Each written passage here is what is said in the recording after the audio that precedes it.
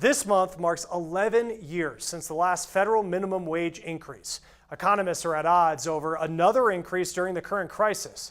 Ryan Bourne with the Cato Institute says raising the wage could exacerbate problems that were brought on by this pandemic.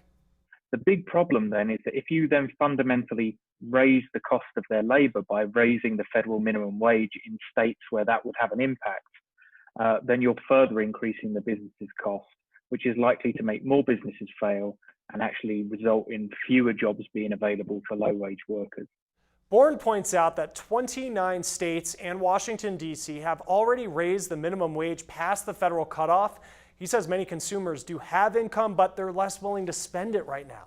Now, for those that are unemployed, moving into a new industry could be more difficult if businesses are further strained.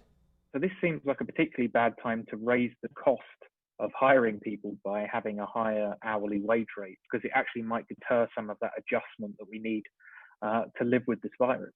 That kind of concern has always been raised when we're talking about raising the minimum wage, and it doesn't seem to actually play out in reality. So I don't expect it to be a big deal now. Ben Zipper is with the Economic Policy Institute. He argues minimum wage hike could actually boost economic activity a bit. Giving people more money so they have more money to spend.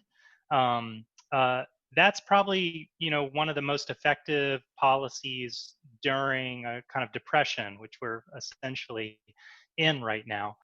Zipper says that a minimum wage hike would only move us in the right direction, not solve all of our economic problems. And he says our first priorities should be unemployment benefits and funding for local and state governments.